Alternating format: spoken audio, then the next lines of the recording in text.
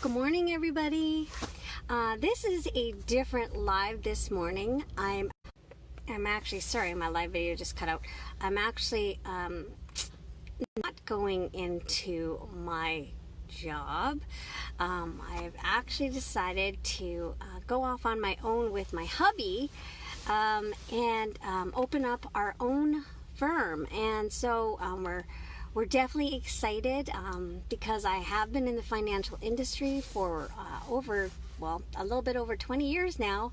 I have the ability to use the skills and knowledge as a manager, as a financial expert, as a banker, to help people in my own way, and using the abilities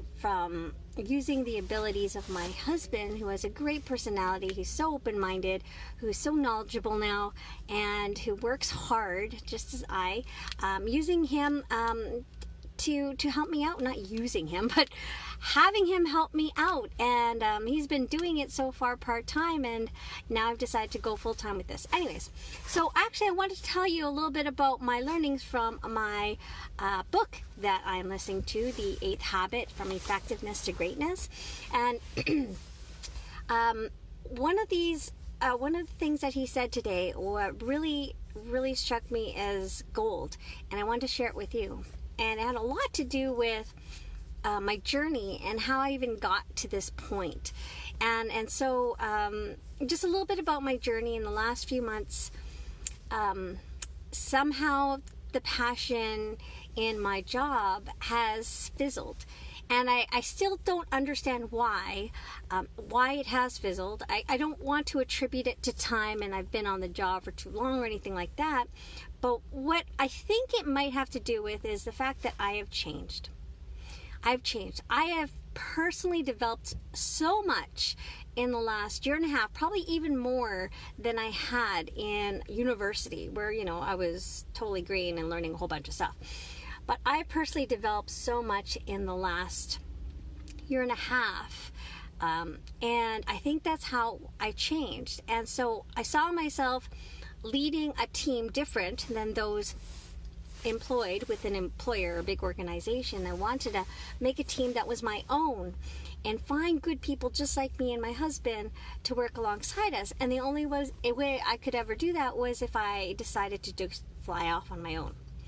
And so today I'm listening to this Audible, and I'm hearing one of the things that came up in this Audible was, in order for you to really develop a high energy, high productive team, you have to work on yourself. And there was a really great example of how this works. So you think about an athlete who plays on a hockey team. So for those of you who are listening in Canada, this is hockey, right? Hockey, we all know hockey, right?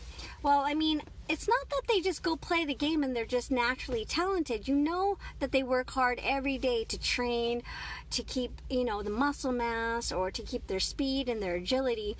And they have to work out, right? They have to work out at the gym. You're not going to find an overweight guy on any of the NHL teams. You're going to find someone who's big, muscular, maybe not even so muscular, but, fast.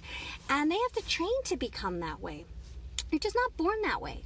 So you think about it, they're training, and you know what, before you can even, play on a team effectively, you have to be able to train yourself. And so playing on a team effectively, of course, will get the team going and ensure that the team works effectively and wins playoff games. And I guess the ones that haven't won anything in a while haven't been, training very well. I don't know. Either way, that's a different story. But that could just attribute to the fact that, team members don't work very well together. But before all that, you have to have discipline to work on yourself before you can make any teamwork. And so that can be applied to any team organization.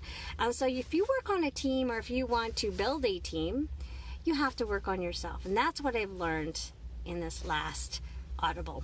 So I'm going to go into the branch and just get all my stuff for the last time. I hope you guys have a great day, and we will see you soon.